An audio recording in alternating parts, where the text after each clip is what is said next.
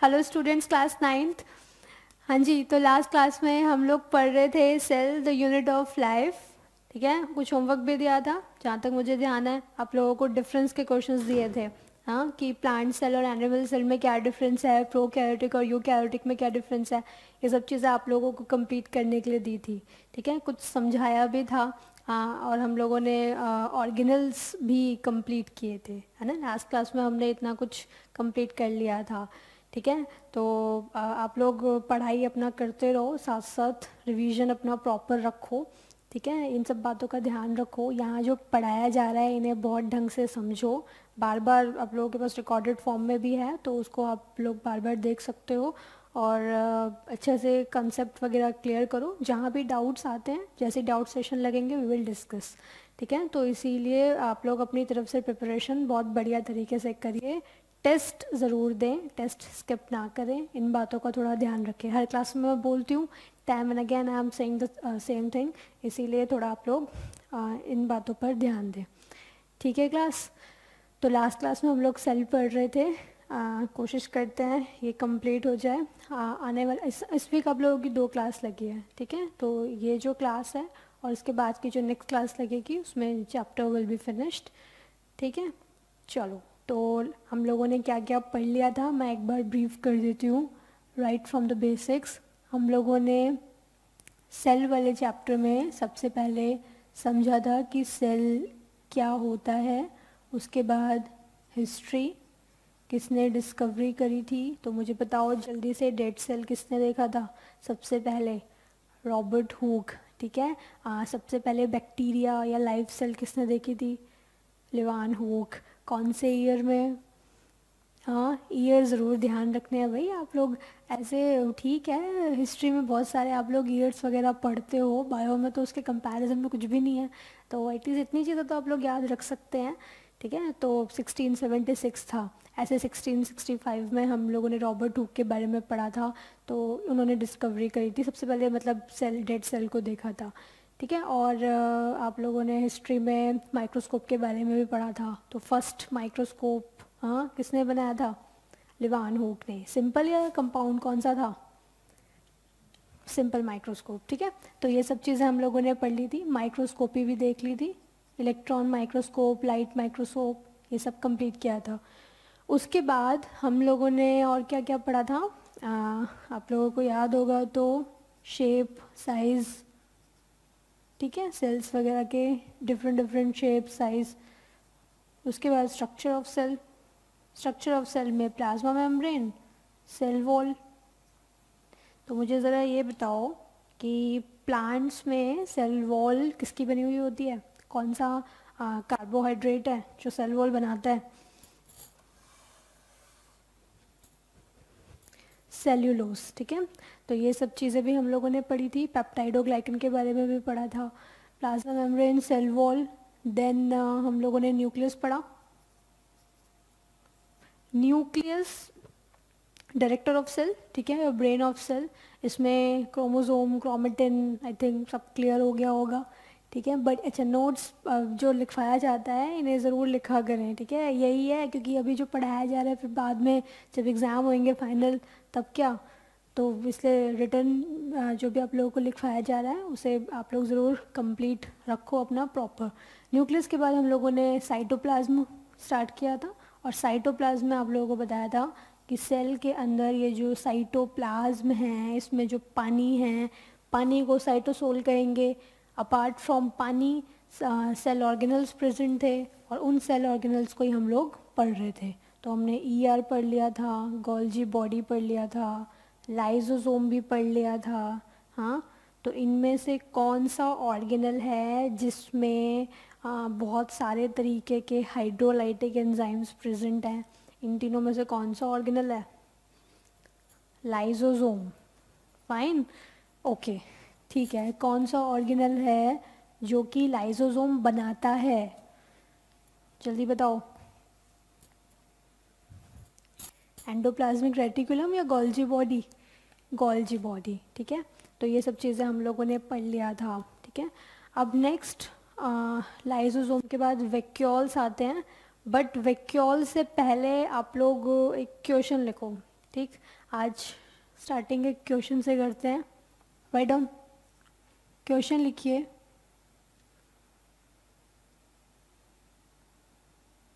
विच organelle या which cell organelle is the modification या is modified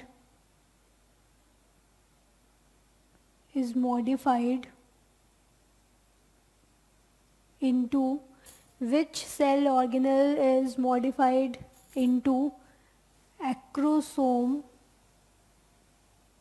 acrosome,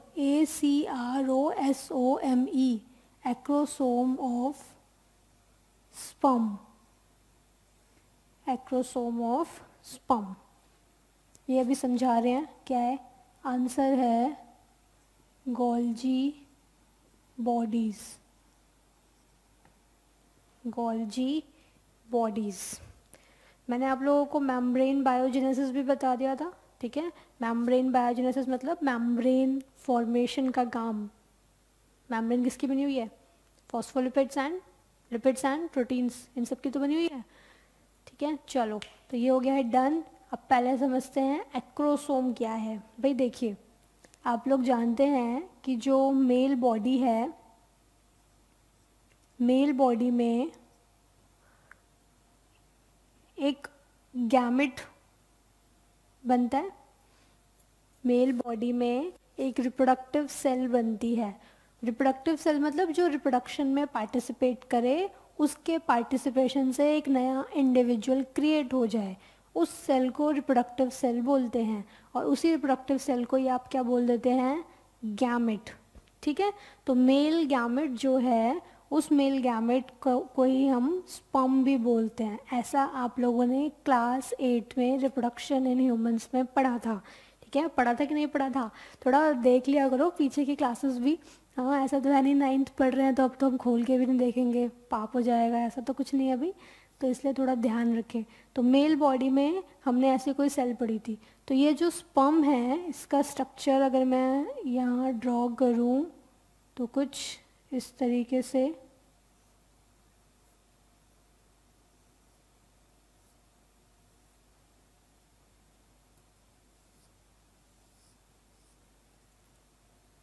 ठीक है भाई। तो ये स्पर्म जो है, इसमें इस पार्ट के अंदर कुछ ऐसा कैप जैसा, कैप समझते हो ना, कुछ cap, cap like structure, cap तो तुम लोग भी पहनते हो कभी कभी। तो ये जो कैप है, इस कैप लाइक स्ट्रक्चर को ही बोलते हैं एक्रोसोम। ये जो एक्रोसोम होता है, इसमें ऐसे एंजाइम्स प्रेजेंट हैं, ऐसी चीज़ें प्रेजेंट हैं जो कि ओवम, ओवम यानी कि फीमेल गैमेट, तो ये है फीमेल गैमेट, ठीक है। तो ये जो फीमेल गैमेट है, इसके चारों ओर ये प्रोटेक्टिव सी लेयर्स मैंने कुछ दिखा दी।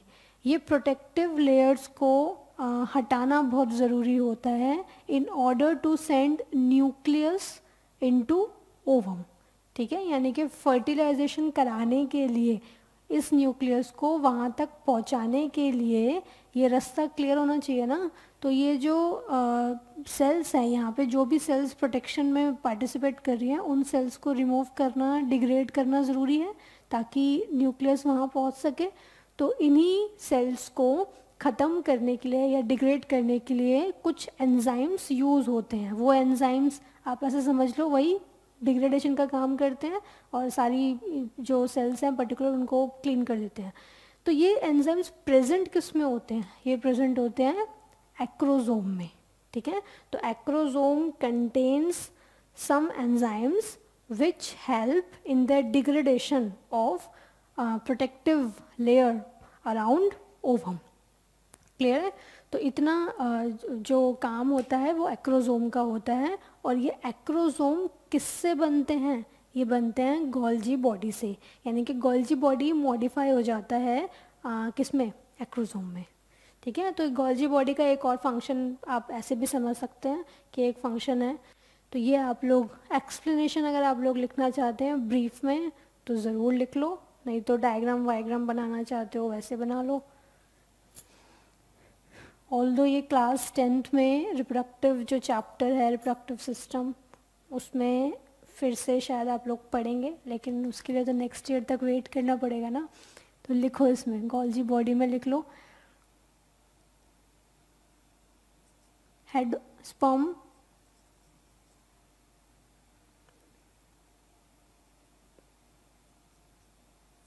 मेल गैमेट, ठीक है, its head, its head contains, इसके हेड में क्या है, some enzymes which degrade protective wall of ovum to, हाँ जी, प्रोटेक्टिव वॉल डिग्रेड करते हैं ये एंजाइम, किस लिए,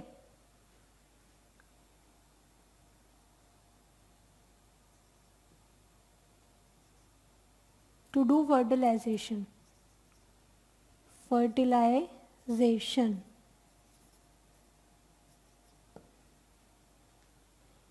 ठीक है। चलो, तो ये हो गया है कंप्लीट। अब लाइसोसोम से आगे बढ़ते हैं। तीसरा ऑर्गेनल कंप्लीट हो गया था। आई थिंक मैंने राइबोसोम भी आप लोगों को करवा दिए थे, प्रोटीन फैक्ट्रीज, याद है कुछ या नहीं। तो राइबोसोम मेम्ब्रेनस ऑर्गेनल्स थे या फिर नॉन मेम्ब्रेनस ऑर्गेनल थे, उनके चारों ओर मेम्ब्रेन थी? नहीं थी, नॉन मेम्ब्रेनस ऑर्गेनल। अब नेक्स्ट ऑर्गेनल जो भी नंबरिंग चल रही थी आप लोग देख लो अपने रजिस्टर में, लास्ट उसके अकॉर्डिंग नंबरिंग कर लो। नंबरिंग जो भी है वो आप लोग अपने लेवल पे करिए। Next vacuole, number I think 50 होगा, क्योंकि राइबोसोम अगर लिखवाए हैं तो फिर उस हिसाब से 5th होना चाहिए। तो ये हो गया है वैक्यूल। देखो भाई, वैक्यूल जो है ये क्या काम करते हैं, ये सपोज मैंने कोई प्लांट सेल दिखाई, ठीक है, ये है प्लांट सेल,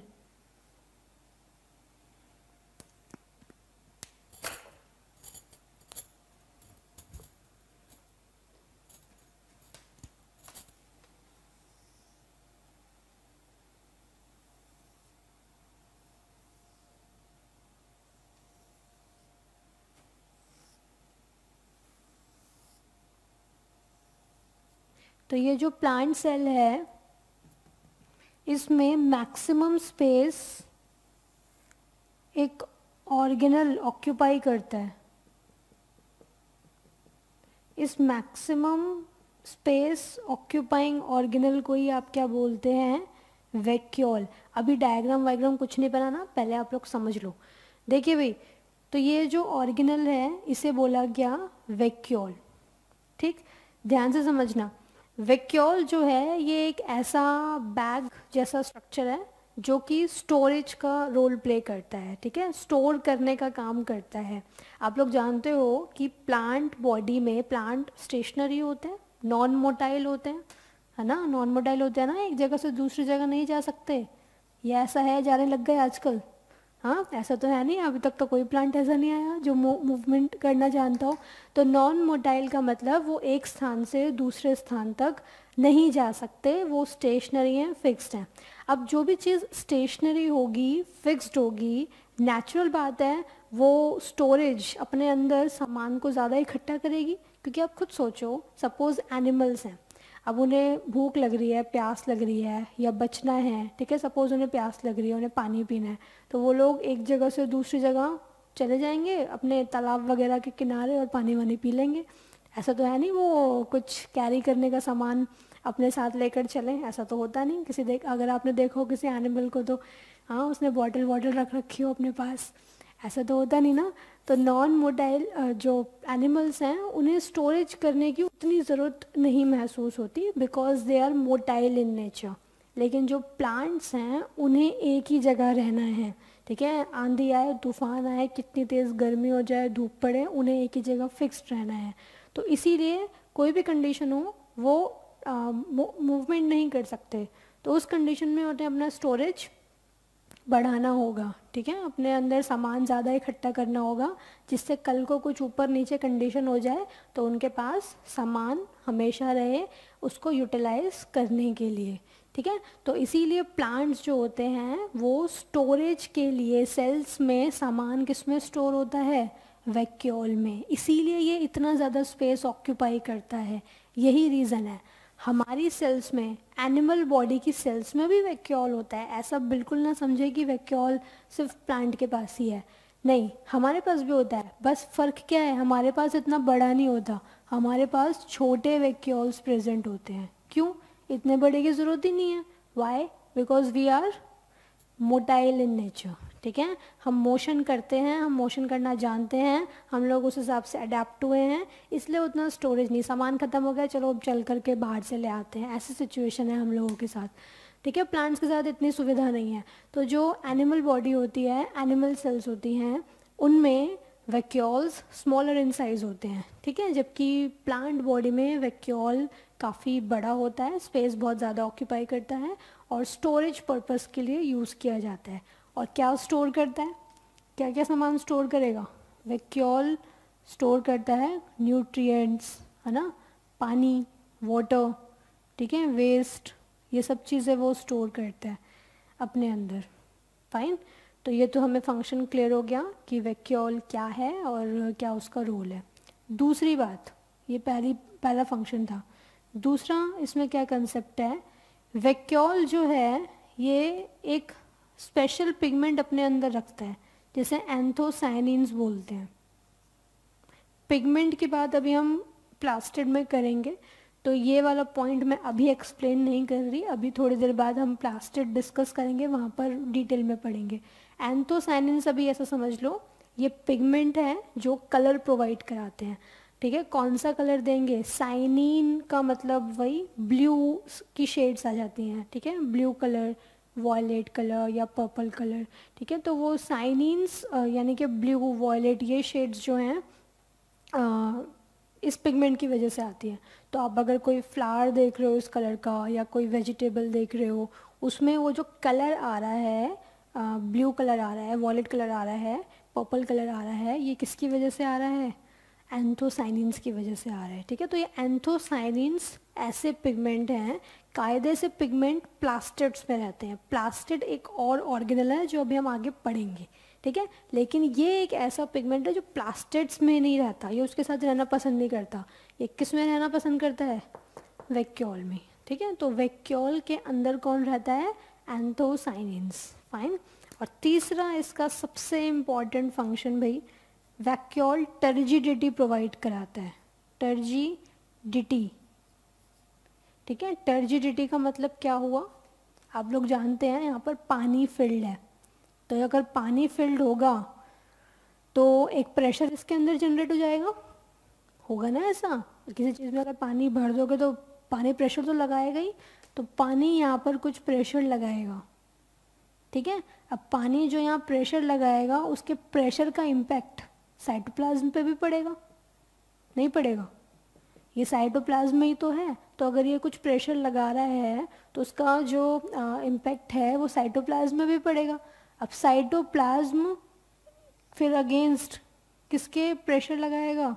ये कुछ सेल वॉल आप लोग देख रहे हो, तो सेल वॉल के अगेंस्ट प्रेशर लगेगा, जिसकी वजह से जो सेल है वो फुल्ली एक्सटेंडेड रहेगी, मतलब पिचकेगी नहीं, अपनी शेप में मेंटेन रहेगी, ठीक है। तो उसी को ही आप क्या बोलते हैं? टर्जिडिटी। तो वैक्यूल टर्जिडिटी प्रोवाइड कराता है। टर्जिडिटी का मतलब होता है फुल्ली एक्सटेंडेड कंडीशन। तो फुल्ली एक्सटेंडेड कंडीशन जो है वो एक्चुअली में प्रोवाइड करवाता है वैक्यूल। क्यों? उसमें ऐसा क्या है? उसके अंदर पानी स्टोर है, और पानी स्टोर होने की वजह से एक प्रेशर जनरेट होता है। That pressure actually affects the cytoplasm and plasma membrane and cell wall, जिसकी वजह से सेल के अंदर एक शेप मेंटेन रह पाती है। ठीक है, तो ये सारे फंक्शंस किसके हो गए? वैक्यूल के। ठीक है भाई क्लास। बाकी वैक्यूल की जो मेम्ब्रेन होती है उसे टोनोप्लास्ट बोलते हैं। टोनोप्लास्ट, ये जो वैक्यूलर मेम्ब्रेन है, अलग से इसका नाम दिया हुआ है क्योंकि काफ़ी इम्पॉर्टेंट है प्लांट बॉडी में। तो ये जो मेम्ब्रेन है, इस मेम्ब्रेन को ये आप क्या बोल देंगे? टोनोप्लास्ट। क्लियर? तो इतना हम लोगों ने समझ लिया वैक्यूल वगैरह का फंक्शन। ये आप लोग कंप्लीट करो, लिखो इसको।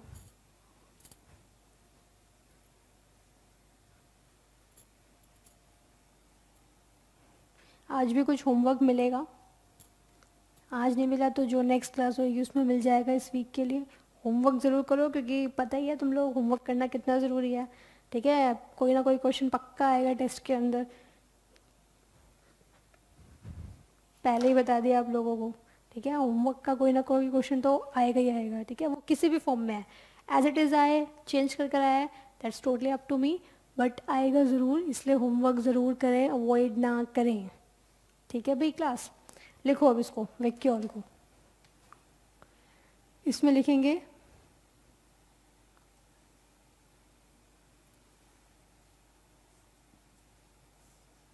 ऐसे, स्प्लिट कर लो उसको। यहाँ लिखो लार्ज साइज्ड वैक्यूल, और यहाँ लिखेंगे smaller sized vacuole. Large size vacuole, smaller size vacuole. Large size vacuole में फाउंड इन किसमें? Plant cell. और ये फाउंड इन कहाँ पर? Animal cell. Smaller size vacuole तो वहीं मिलते हैं ना, और लार्ज साइज वैक्यूल कहाँ मिलेंगे? प्लांट सेल में। ठीक, तो इसमें आप लोग फंक्शंस लिख लो। Functions of vacuole, functions of vacuole. Number 1, stores water, या वाटर प्लस मिनरल्स के लिए कोई टर्म बताया था कि नहीं? क्या था? सैप। सैप यानी कि water plus minerals, stores SAP.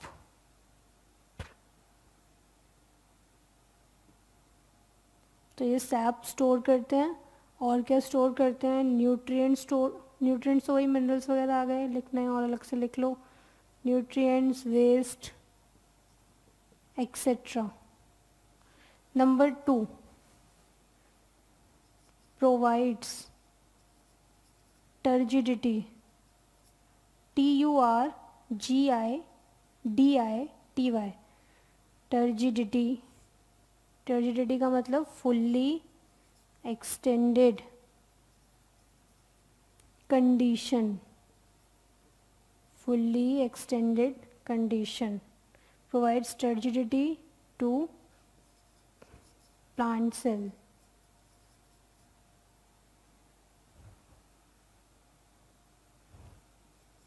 Number 3, इसमें और लिखेंगे,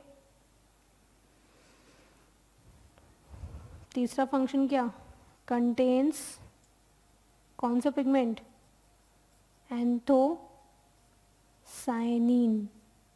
ANTHOCYANIN,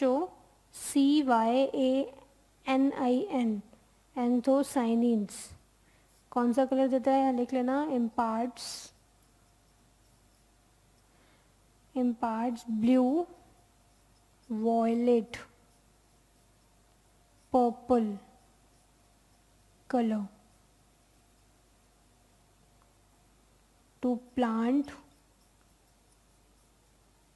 parts and products। कोई प्लांट का प्रोडक्ट है, पार्ट्स है, उसको ये कलर देगा। इसे कंप्लीट करिए।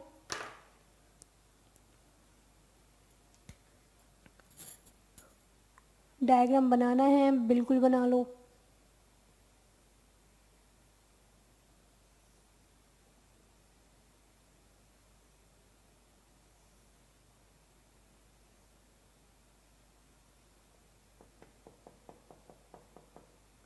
ये जो मेम्ब्रेन दिखाई है ब्लैक कलर से,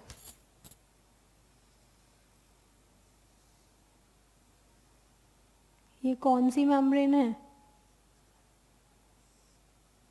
वैक्यूलर मेम्ब्रेन। इसी को ही आप क्या बोलते हैं? टोनोप्लास्ट। ठीक है, और ये क्या हो गया? वैक्यूल। फाइन, इसके अंदर क्या प्रेजेंट है? सैप। डायग्राम बना लो। ये प्लांट सेल है, प्लांट सेल बनाइए, जल्दी कंप्लीट करिए।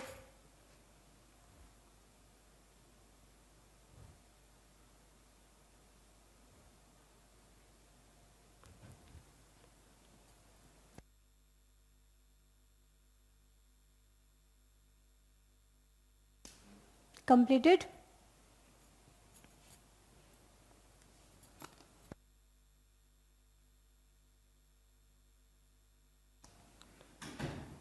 नेक्स्ट ऑर्गेनल इसके बाद माइटोकॉन्ड्रिया। ये जितने भी ऑर्गेनल अभी तक आप लोगों को बताए, एंडोप्लाज्मिक रेटिकुलम, गोल्जी बॉडी,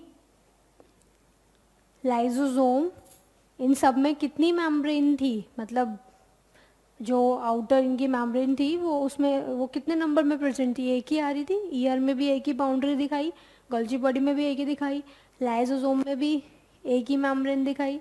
ऐसा है ना? तो ये सब सिंगल मेम्ब्रेनस ऑर्गेनल हैं। ओके, सबके डायग्राम्स आपको साथ साथ बनवाए गए हैं, तो इसलिए डायग्राम ज़रूर बनाया करो भाई। ये बिना बायो में विदाउट डायग्राम्स अगर आप लोग पढ़ने की कोशिश कर रहे हैं तो पक्के पजल होएंगे। ठीक है, इसलिए डायग्राम्स ज़रूर बनाया करें और डायग्राम्स के ज़रिए ही कंसेप्ट को समझो। ठीक है, एक तो पिक्चर बहुत अच्छे से क्लियर होती है, और आप लोग जानते हैं डायग्राम्स के ज़रिए क्लैरिटी जो है वो ज़्यादा आती है। लैंग्वेज में लिखवा देंगे तो उसको याद रखोगे, ऐसे रखोगे, लेकिन डायग्राम देखते समझ में आ जाएगा, अच्छा ये कुछ कंसेप्ट बता रखा है। तो इसलिए डायग्राम ज़रूर बनाएं। आप अपनी क्रिएटिविटी से भी बना सकते हैं और आप लोगों को बता दिया जाएगा। ठीक है, तो रट्टा नहीं मारना डायग्राम की। ऐसी शेप दे रखी है बुक के अंदर तो हम ऐसे ही बनाएंगे, ऐसा कुछ नहीं है। आप लोग यहाँ पे भी डायग्राम्स देखते हैं, ऐसा तो है नहीं कि मेरे डायग्राम्स और आपकी बुक के diagrams as it is match करते हैं। एज इट इज़ किसी के मैच नहीं करते, कंसेप्ट समझ में आना चाहिए और कुछ हद तक शेप जो है वो मिलनी चाहिए। ठीक है, अब ऐसा तो है नहीं मैं जो एंडोप्लाज्मिक रेटिकुलम है वो मैं अब न्यूक्लियस दिखा दूँ, ऐसा तो नहीं हो सकता ना। तो कुछ हद तक शेप जो है वो जैसा डायग्राम न्यूक्लियस का होता है यूजुअली, तो न्यूक्लियस का डायग्राम आप वैसे ही बनाएं, ऐसे ही ईआर का बनाएं। लेकिन इस चक्कर में ना पड़े कि ऐसी लाइन वहाँ से निकाल रखी है, ऐसी शेप वहाँ दे रखी है तो हम एज इट इज़ बनाएं और उसको याद रख रहे हैं, इतना नहीं करना होता। ज़बरदस्ती का रट्टा नहीं मारना आप लोगों को। ठीक है, तो अगला ऑर्गेनल नंबर 6 हो जाएगा mitochondria. Mitochondria spelling is MITOCHONDRIA, mitochondria. हाँ जी क्लास, अब इसको समझो ज़रा। तो माइटोकॉन्ड्रिया जो है इसे बोलते हैं power house of the cell. Power house of cell. Power house क्यों? पावर हाउस का मतलब वो जगह जहाँ पर एनर्जी बनती है। ठीक है, उस जगह को आप क्या बोलते हैं? Power house.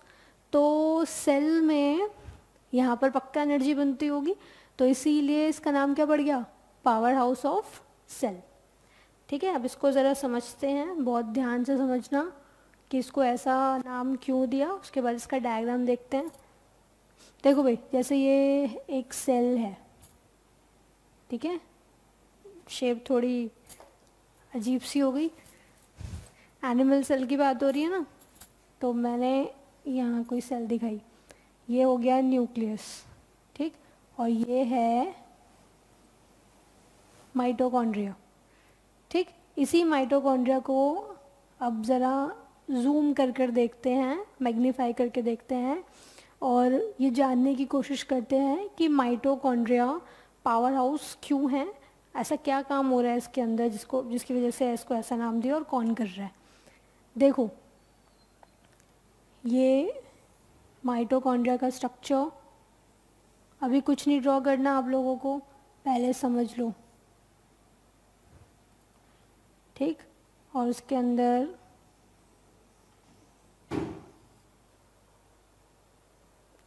ये डायग्राम कुछ इस तरीके से दिखाएंगे।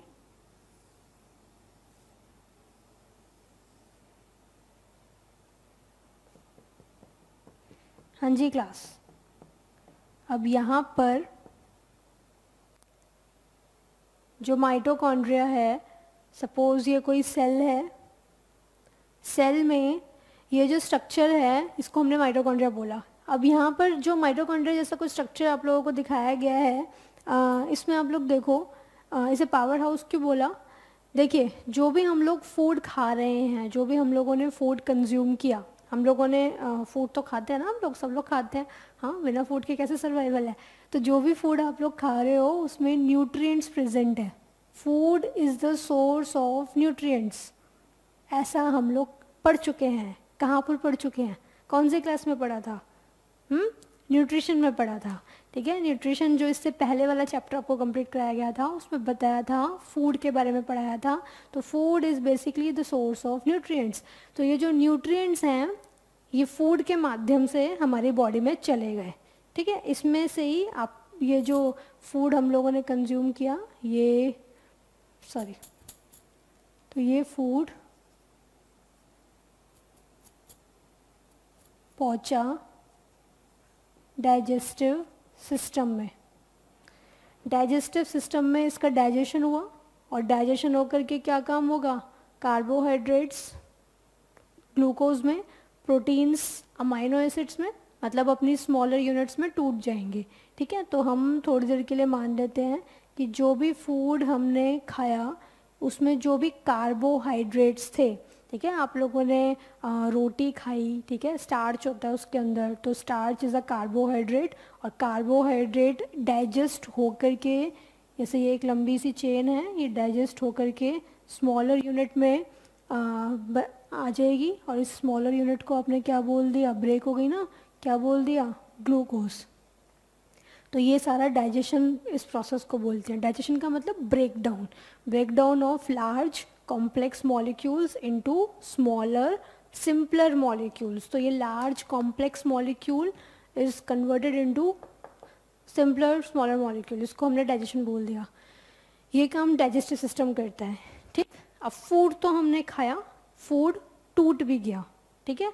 टूटा क्यों, क्योंकि अब ये फूड हमारी हर एक सेल को चाहिए। हमारी पूरी बॉडी किसकी बनी हुई है, सेल्स की तो बनी हुई ना, सेल ही सेल है और कुछ है ही नहीं। तो ये जो सेल है, चाहे वो हमारी स्किन की सेल्स हो, चाहे लिवर की सेल्स हो, किडनी की सेल्स हो, ब्रेन की सेल्स हो, जितने भी ऑर्गन्स बॉडी में फिट कर रखे हैं, सभी सेल्स को खाना चाहिए, फूड चाहिए, ओके। तो ये फूड इतनी बड़े बड़े मॉलिक्यूल्स में तो सेल ले ही नहीं सकती, सेल तो इतनी छोटी सी, तो ये कहाँ से इतनी बड़ी बड़ी चेन्स ले लेगी।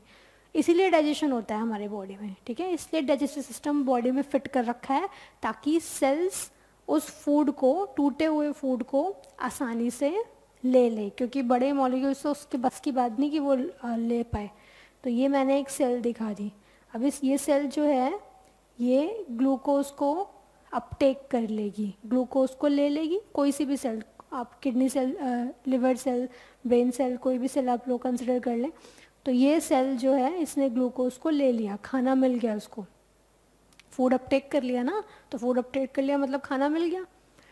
सिर्फ खाना मिलने से कोई बात नहीं होती, ठीक है, जब तक भाई, क्योंकि देखो हम लोग लिविंग ऑर्गेनिज्म हैं, ठीक है, हमें बहुत सारी एनर्जी चाहिए काम करने के लिए। अभी जैसे मैं यहाँ खड़े होकर बोल रही हूँ, आप लोग पढ़ पा रहे हैं, लिख पा रहे हैं, है ना, जो भी एक्टिविटीज़ करते हैं, ये सभी काम के लिए, सभी कार्यों के लिए हमें एनर्जी चाहिए।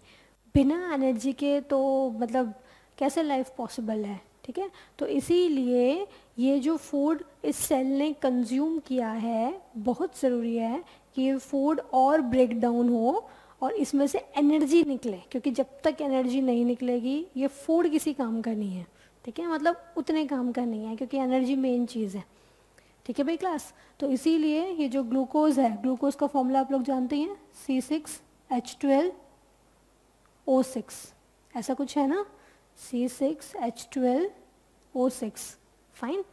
तो अब ये जो ग्लूकोज है ये सेल ने ले लिया, अब सेल क्या करेगी, सेल इस ग्लूकोज को और फर्दर ब्रेक डाउन करेगी, ठीक है, सेल इस ग्लूकोज को और फर्दर ब्रेक डाउन करेगी। डाइजेस्टिव सिस्टम ने तो अपना काम कर दिया, उसने तो लार्ज मॉलिक्यूल्स को जो कि फूड में प्रेजेंट थे उसको स्मॉलर में तोड़ दिया। क्यों तोड़ा, ताकि बॉडी की सारी सेल उस फूड को अपटेक कर सके, ठीक है।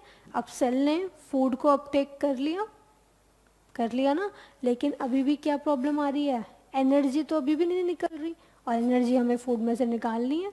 तो उसके लिए क्या ज़रूरी है कि ये जो ग्लूकोज है इसको और फर्दर तोड़ा जाए, ठीक है। तो सेल के अंदर जो साइटोप्लाज्म वाला पार्ट है उसमें जो ये ग्लूकोज जैसे ही पहुंच जाता है, मैंने यहाँ ग्लूकोज दिखा दिया, ठीक है। अब सेल क्या करेगी, इस ग्लूकोज को ब्रेक डाउन करेगी।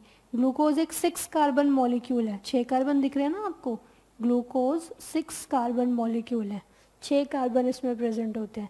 तो पहले इसको तोड़ो 3 कार्बन में, ठीक है, मतलब ग्लूकोज जो है वो 6 कार्बन मॉलिक्यूल है, तो कैसे भी करके उसको ब्रेक करो कि 3 कार्बन मॉलिक्यूल एक बन जाए, 3 कार्बन मॉलिक्यूल दूसरा बन जाए। तो कितने 3 कार्बन मॉलिक्यूल्स बने, 2 मॉलिक्यूल्स बन जाएंगे, तो 2 मॉलिक्यूल्स बन जाएंगे 3 कार्बन के। उस 3 कार्बन मॉलिक्यूल को आप बोलते हो पायरुविक एसिड। तो pyruvic acid is 3 carbon molecule, ठीक है। इतनी बात समझ में आई। ग्लूकोज एक मॉलिक्यूल था, उस एक मॉलिक्यूल को और तोड़ दिया, तो जब उसको बीच में से तोड़ा तो 3 कार्बन अलग, 3 कार्बन अलग, तो 2 3 कार्बन मॉलिक्यूल्स बन गए ना। तो वो 2 इस तरीके से दिखाए हैं, 2 इंटू पायरुविक एसिड, मतलब 2 मॉलिक्यूल्स ऑफ पायरुविक एसिड, इसको पायरुवेट भी बोल देते हैं। इतनी बात समझ में आई। अब यही पायरुविक एसिड इतना काम कहाँ पर हुआ, साइटोप्लाज्म में, ये सारा काम हुआ साइटोप्लाज्म में, ठीक है, ये काम यहाँ चल रहा है, ठीक। अब पायरुविक एसिड से, पायरुविक एसिड के अंदर जो कार्बन प्रेजेंट है, पायरुविक एसिड में ये जो कार्बन प्रेजेंट है इनमें बॉन्ड्स आ रहे हैं, बॉन्ड से जुड़े हुए हैं ना, बॉन्ड से जुड़े हुए रहते हैं ये मॉलिक्यूल्स, सॉरी ये एटम्स। तो ये जो बॉन्ड है, इन बॉन्ड के अंदर खूब एनर्जी स्टोर्ड है।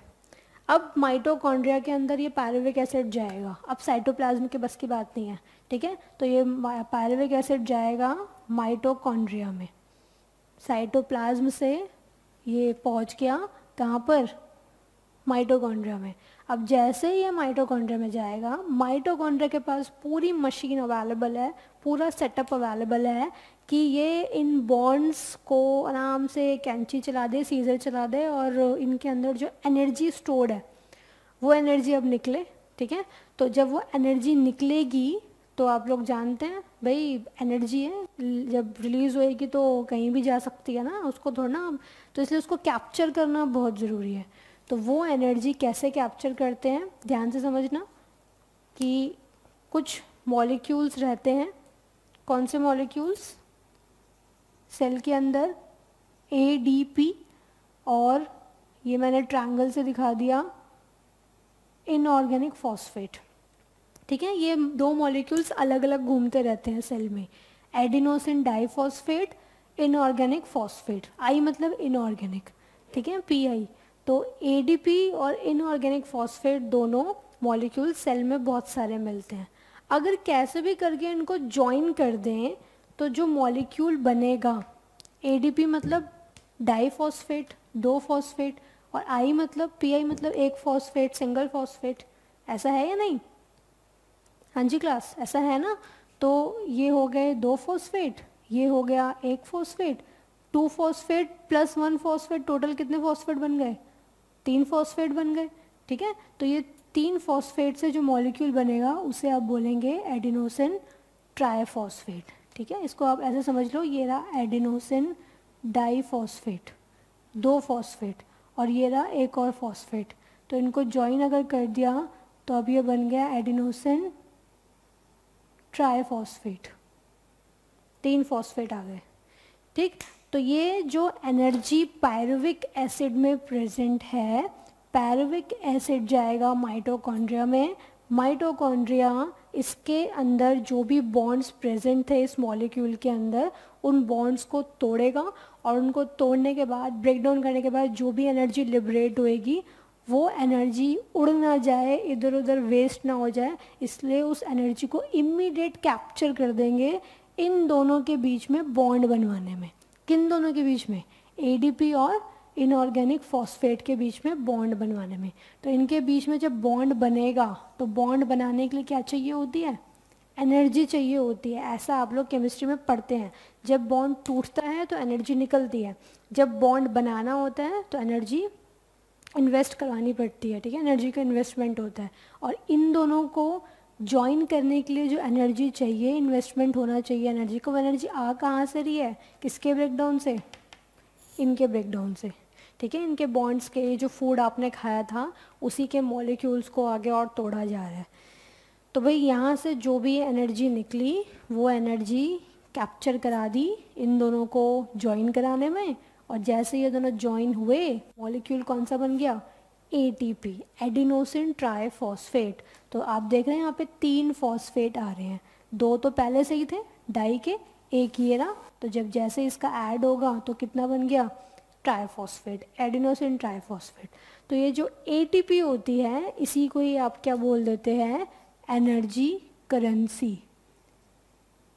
एनर्जी करेंसी, इसे एनर्जी करेंसी क्यों बोलते हैं? करेंसी का मतलब क्या हुआ?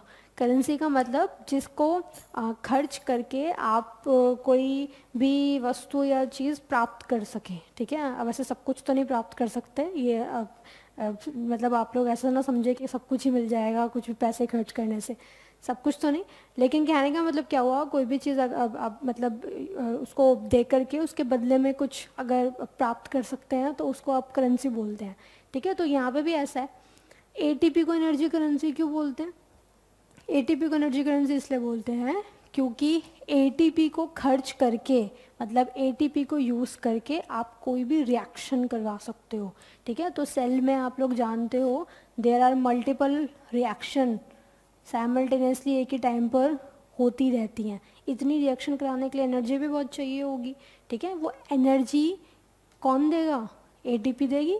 भाई हमने जो खाना खाया, खाने जो है वो टूटा, पहले डाइजेस्टिव सिस्टम में टूटा, उसके बाद सेल्स ने तोड़ा एनर्जी निकालने के लिए, और एनर्जी को किस में चैनलाइज कर लिया? एटीपी में चैनलाइज कर लिया, एटीपी में कैप्चर कर लिया। एटीपी अब खूब सारे पड़े हुए हैं सेल के अंदर, बहुत सारे पड़े हुए हैं। अब सेल रिएक्शन करेगी हमें जिंदा रखने के लिए खूब सारी, और उसमें वो क्या यूज़ करती रहेगी? एटीपी यूज़ करती रहेगी। जब जिस रिएक्शन में ज़रूरत है तब एटीपी को बोलो भाई आ जाओ और ब्रेक डाउन हो जाओ, और जैसे एटीपी ब्रेक डाउन होएगी, एटीपी ब्रेक डाउन होएगी मतलब रप्चर होएगी, तो अगेन बॉन्ड टूटेंगे। तो जब बॉन्ड टूटेंगे तो क्या निकलेगी? एनर्जी, और काम हो जाएगा। क्या काम? रिएक्शन हो जाएगी। ठीक है, तो इसीलिए इसको पावर हाउस बोलते हैं सेल का, क्योंकि यहाँ पर एनर्जी बनती है। और कौन सी एनर्जी बनती है? एटीपी की फॉर्म में, मतलब वो एनर्जी जो भी बनी वो स्टोर कौन सी फॉर्म में होती है? एटीपी की फॉर्म में होती है। और एटीपी एनर्जी करेंसी क्यों है? क्योंकि जब भी सेल को रिक्वायरमेंट होगी एनर्जी की, यही ब्रेक डाउन होके एनर्जी निकालेगी और काम करवा देगी। ठीक है, और इसी की वजह से हम जिंदा रह पाएंगे। मेरी बात समझ में आई? तो आप लोग बिल्कुल भी कंफ्यूज ना हो। जो भी फूड हम खा रहे हैं पहले वो डाइजेस्टिव सिस्टम में टूटता है ताकि सेल्स उसे इजीली ले पाएँ, क्योंकि इतने मोटे मोटे बाइट कहाँ सेल ले पाएगी भाई? पहले तो आपके दांत ही तोड़ते हैं उस फूड को, चुइंग करते हो है ना, आपके टीथ ही आधा काम करते हैं, उसके बाद रही सही कसर इंटेस्टाइन में पूरी हो जाती है, फिर सेल्स उनको लेने लायक हो जाती हैं। लेकिन सेल्स के तो काम की तब है ना वो, जब वो रिएक्शन में वो फूड हेल्प करे। और रिएक्शन में डायरेक्टली फूड कैसे हेल्प करेगा? पहले तो उसमें से एनर्जी निकालो। तो बस सेल ने पूरा सेटअप इंतज़ाम कर रखा है, अपने अंदर माइटोकॉन्ड्रिया लगा रखा है। आधा काम साइटोप्लाज्म में हो जाता है, बाकी मैक्सिमम जो काम है वो माइटोकॉन्ड्रिया कर देता है। माइटोकॉन्ड्रिया के अंदर ऐसी मशीन है जो बॉन्ड्स को तोड़ के एनर्जी निकलवा देती है। और एनर्जी को तुरंत कैप्चर कर लेते हैं एटीपी में, और एटीपी को जब नीड होती है तब उसको यूज़ कर लेते हैं। ठीक है, तो ये सारा कुछ कंसेप्ट था, तो ये तो हमें समझ में आ गया। अब आगे बात करते हैं माइटोकॉन्ड्रिया के स्ट्रक्चर की। तो पहले आप लोग ये लिखना चाहेंगे, क्या करना चाहेंगे? पहले लिख ही लो, ठीक, क्योंकि उसके बाद मुझे डायग्राम फिर दोबारा बनाना पड़ेगा, तो एक ही चीज़ बार बार क्या करनी। इसको लिखो पहले ढंग से, mitochondria power house of cell.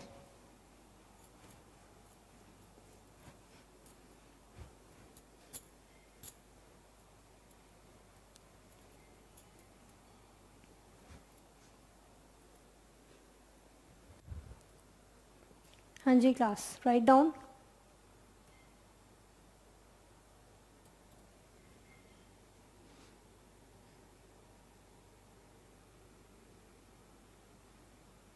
यहाँ लिख लो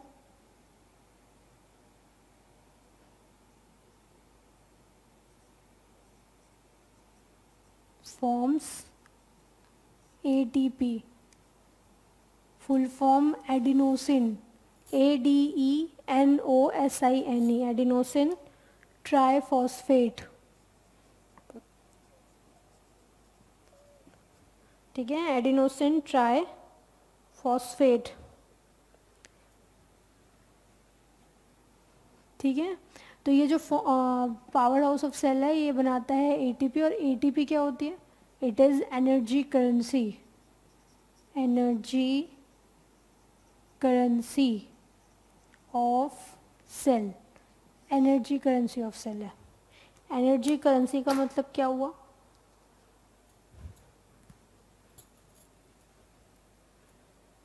दैट इज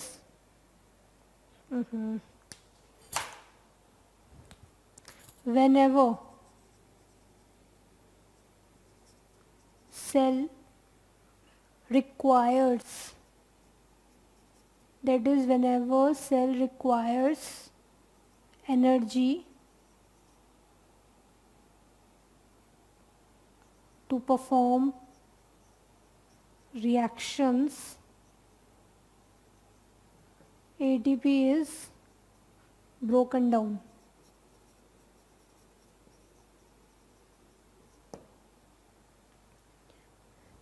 ठीक, तो ये बनती कैसे है ये लिख लो आप लोग, दूसरे पेन से लिखना।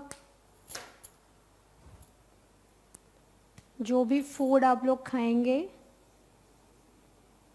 डाइजेस्टेड बाय, हाँ जी, कौन कौन डाइजेस्ट करेगा? Respiratory system, digestive system. तो food digested by digestive system. Digestive system जब फूड को डाइजेस्ट कर देगा तो ये फूड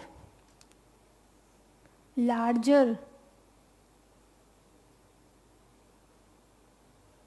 मॉलिक्यूल्स, भाई डाइजेस्टिव सिस्टम कैसे डाइजेस्ट करता है? लार्जर मॉलिक्यूल्स को किस में कन्वर्ट कर देता है? स्मॉलर सिंपलर मॉलिक्यूल्स में, सिंपलर मॉलिक्यूल्स में। ये स्मॉलर सिंपलर मॉलिक्यूल्स को डब्बे में पैक कर लो।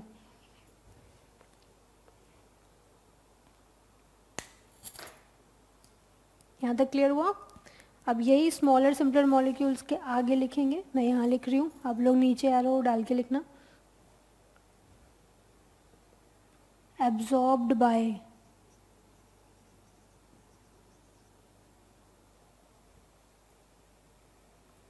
all the cells of body,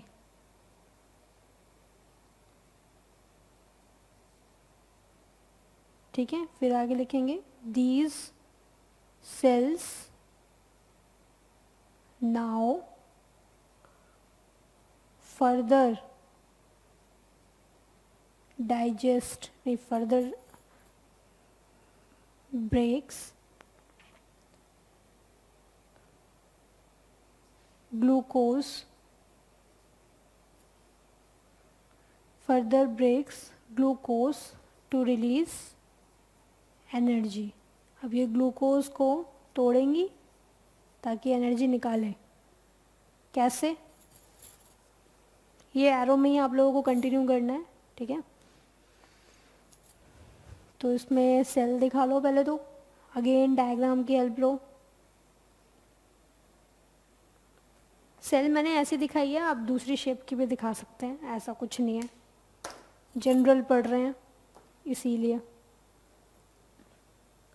ये सेल में ये था ग्लूकोज, ये ग्लूकोज चला गया अंदर, ठीक है, ये आ गया यहाँ पर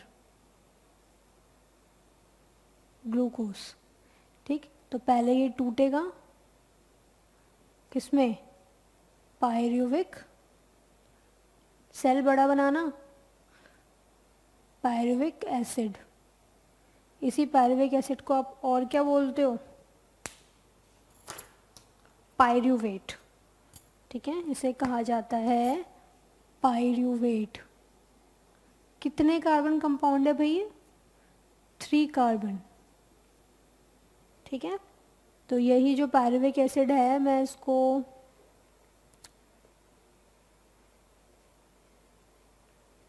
अब माइटोकॉन्ड्रिया और दिखा दो। अभी तो डायग्राम बनेगा नहीं आप लोगों से इसके अंदर, तो माइटोकॉन्ड्रिया को ऐसे दिखा देते हैं, MT, capital M small t, ठीक है। अब ये जो पायरुविक एसिड है, इसको ब्लैक पेन से माइटोकॉन्ड्रिया के अंदर जाते हुए दिखाएंगे, ठीक। अब आगे लिख लो, पायरुविक एसिड या पायरुवेट 3 कार्बन ब्रैकेट में is further broken down by mitochondria to release energy.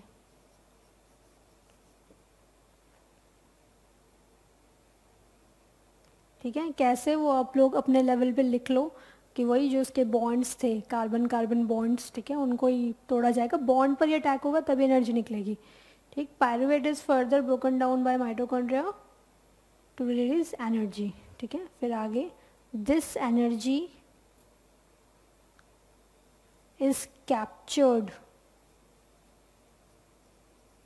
या चैनलाइज्ड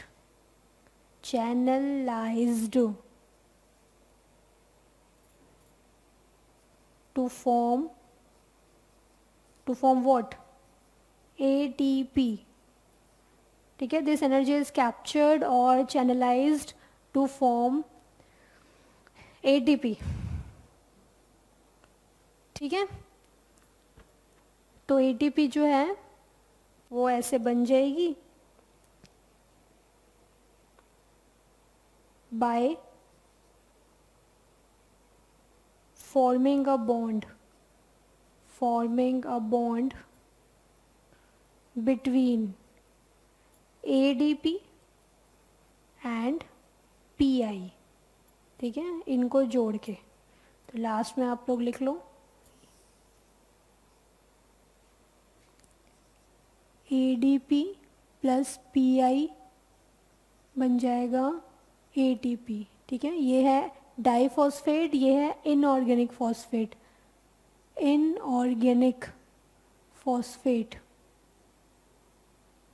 और ये एडिनोसिन डाइफॉस्फेट। ये तो लिख ही लोगे अपने आप, स्टार्टिंग में ही जो फुल फॉर्म लिखवाई है उसी में ही, यहाँ ट्राई है वहाँ डाई हो जाएगा, लिख लीजिए अपने आप, ठीक है भाई क्लास। तो इतना तो समझ में आ गया ATP बनेगी कैसे, फाइन। पायरुवेट को ही फर्दर तोड़ा जाएगा, बॉन्ड्स में से एनर्जी निकलेगी, उस एनर्जी को कैप्चर कर लेंगे टू फॉर्म ATP, क्लियर। अब माइटोकॉन्ड्रिया का स्ट्रक्चर, तो माइटोकॉन्ड्रिया का फंक्शन यही है, ये ATP बनाने में मदद करता है, ठीक है। ये पहला मैंने आप लोगों को फंक्शन ही लिखवाया है, ये ऐसे लिखना चाहो लिख लेना, फंक्शन है ये, ओके। चलो अब बनाते हैं डायग्राम।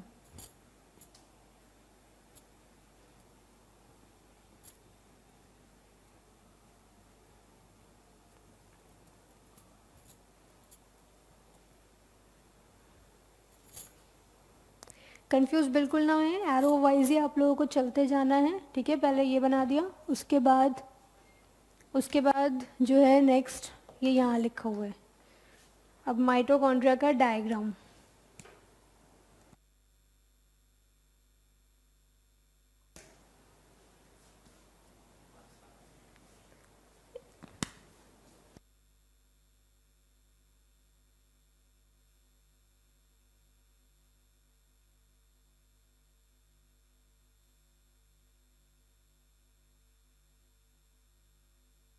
हाँ जी क्लास, डायग्राम बनाइए।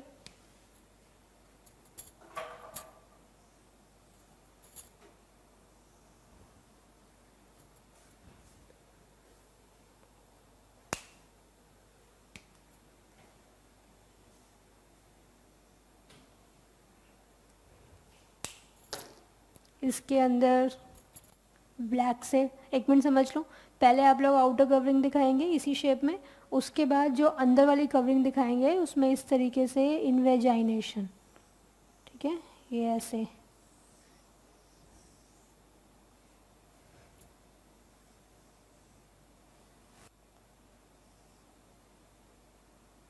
क्लियर? तो ये कुछ स्ट्रक्चर बन गया। और अंदर पानी, पानी कैसा, सेमी लिक्विड, तो ये हो गया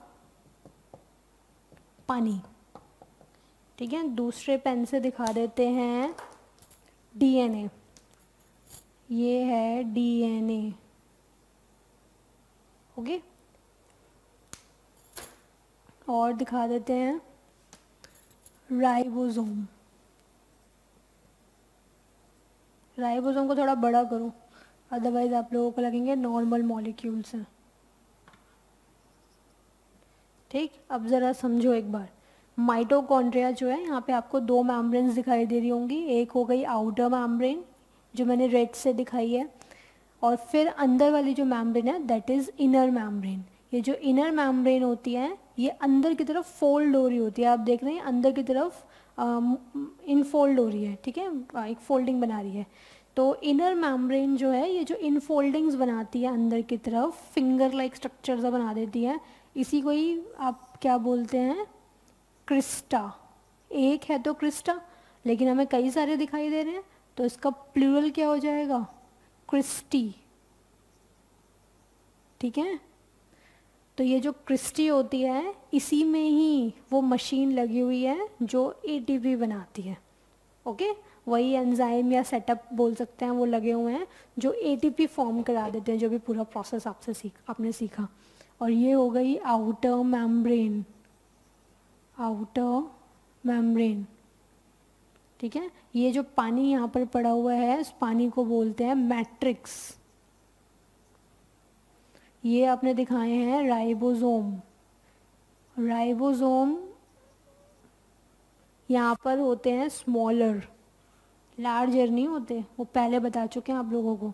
राइबोसोम वाला सेक्शन है तो खोल के देख लो, लिखवा रखा है लार्जर किस में प्रेजेंट है, स्मॉलर किस में प्रेजेंट है। तो स्मॉलर राइबोसोम माइटोकॉन्ड्रिया में, ठीक है। अच्छा, माइटोकॉन्ड्रिया प्रोकैरियोटिक सेल में तो नहीं होता ना?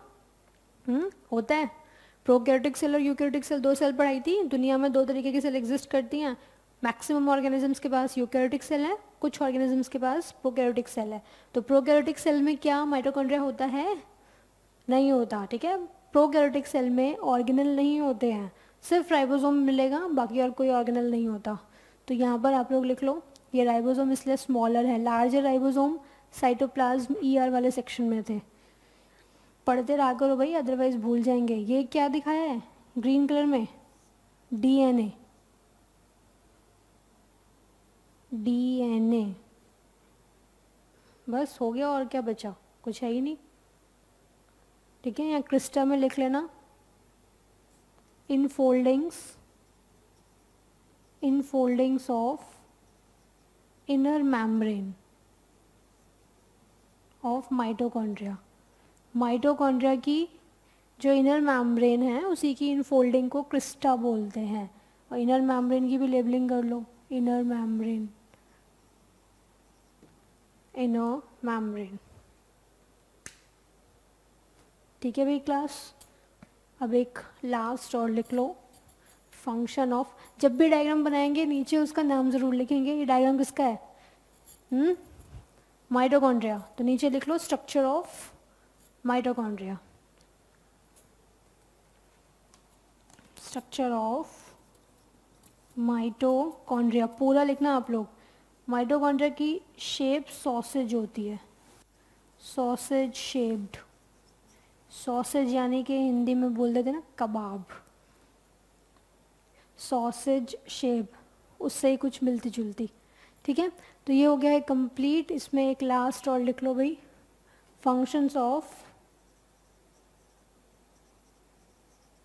क्रिस्टी। क्रिस्टी का फंक्शन क्या है, ये इंपॉर्टेंट है, कई बार पूछ लेते हैं। क्रिस्टी का क्या रोल है, देखो इसको समझते हैं। देखिए आप लोग खुद सोचो, मैंने अभी आपको बताया कि मशीन जो है वो इन्हीं में लगी हुई है एटीपी बनाने की। तो ये क्रिस्टी जितनी ज़्यादा होंगी माइटोकॉन्ड्रिया के पास, तो उतनी ज़्यादा मशीन भी बढ़ जाएगी, उसका नंबर भी बढ़ जाएगा। ठीक है, तो ये जो क्रिस्टी है ये क्रिस्टी ये जितनी ज़्यादा होगी सरफेस एरिया उतना ज़्यादा हो जाएगा, जिससे मैक्सिमम एटीपी बन सकती है।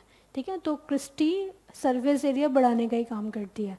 क्योंकि आप खुद सोचो, इनर मेम्ब्रेन अगर सिर्फ ऐसी होती आउटर मेम्ब्रेन की तरह तो सरफेस एरिया उसका कम रहता, लेकिन इन फोल्डिंग्स करने की वजह से इसका सरफेस एरिया, आप देखो, अब इसको खोलोगे ना तो ये और भी बड़ी निकलेगी as compare to outer membrane, है कि नहीं। तो इसीलिए इनर मेम्ब्रेन का सरफेस एरिया बढ़ाने का काम कौन कर रहा है, क्रिस्टी कर रही है।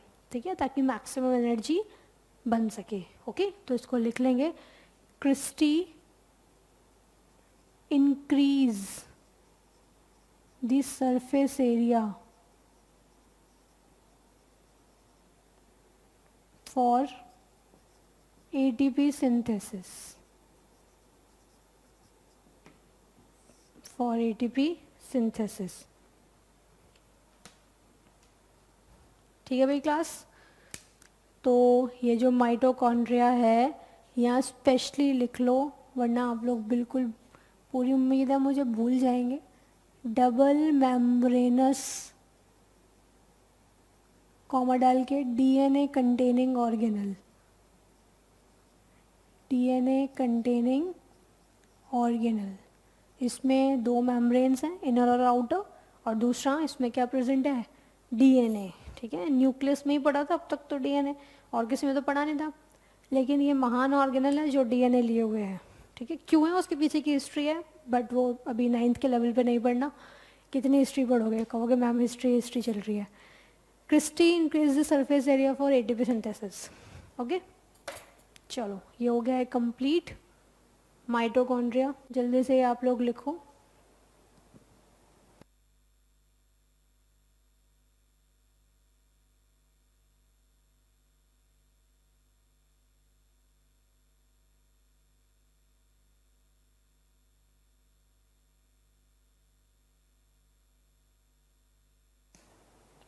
कंप्लीटेड।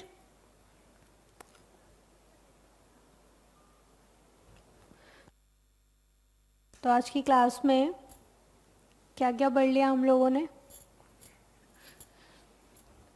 आज की क्लास में हम लोगों ने कंप्लीट किया वैक्यूल्स और ये माइटोकॉन्ड्रिया का पूरा सेक्शन।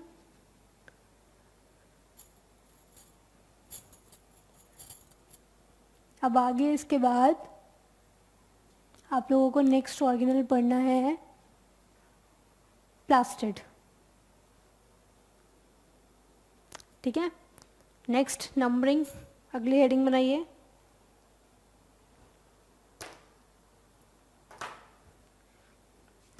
जो भी नंबरिंग थी, आई थिंक 70, प्लास्टिड्स। अगली हेडिंग बनाएंगे प्लास्टिड्स। ओके, तो ये चैप्टर थोड़ा लेंदी है क्योंकि एक तो बहुत फंडामेंटल चैप्टर है, आप लोग जानते ही हो सेल, पूरी लिविंग बॉडी सेल से ही मिलके बनती है, तो इसलिए सेल के बारे में डिटेल्ड डिस्क्रिप्शन ज़्यादा आता है। ठीक है, इसीलिए ये चैप्टर थोड़ा लेंदी हो जाता है।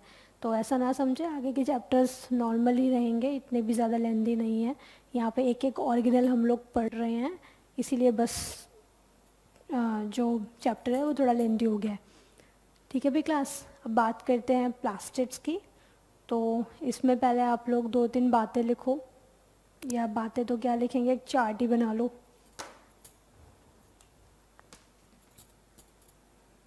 इसके साथ भी सेम है, डबल मेम्ब्रेनस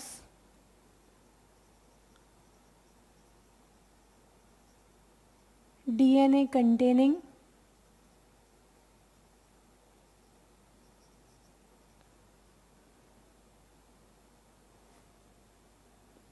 ऑर्गेनल। ठीक है, ये आप लोग याद रखें। यानी कि अब तक हमने कितने ऑर्गेनल्स पढ़ लिए जिसमें 2 मेम्ब्रेन्स आ रही हैं और DNA भी है, माइटोकॉन्ड्रिया और प्लास्टिड। ठीक है, तो 2 मेम्ब्रेन्स भी हैं और DNA भी प्रेजेंट है। क्लियर? तो ये जो प्लास्टिड्स होते हैं इसमें फाउंड ओनली इन, या फाउंड इन प्लांट सेल्स, ये आपको प्लांट सेल्स में ही देखने को मिलेंगे, एनिमल सेल में नहीं, नॉट इन एनिमल सेल। ठीक है, तो प्लांट सेल में नहीं देखने को मिलेंगे, एनिमल सेल में देखने को नहीं मिलेंगे प्लास्टिड्स। तो इनका एक चार्ट बना लो, उसकी डिस्क्रिप्शन हम लोग अगली क्लास में डिस्कस करेंगे। प्लास्टिड्स सेंटर में लिखेंगे, उसके बाद उसके 2 पार्ट्स, कलर्ड प्लास्टिड और दूसरे कौन से हो गए, कलर लेस प्लास्टिड्स। ठीक है, कलर्ड प्लास्टिड और दूसरे कौन से हो गए, कलरलेस प्लास्टिड्स। कलरलेस प्लास्टिड को आप बोलते हैं ल्यूकोप्लास्ट, और कलर्ड प्लास्टिड को आप बोलते हैं, इसमें 2 होते हैं, क्रोमोप्लास्ट और क्लोरोप्लास्ट। ठीक है भाई क्लास, इतना जल्दी से आप लोग नोट डाउन करो।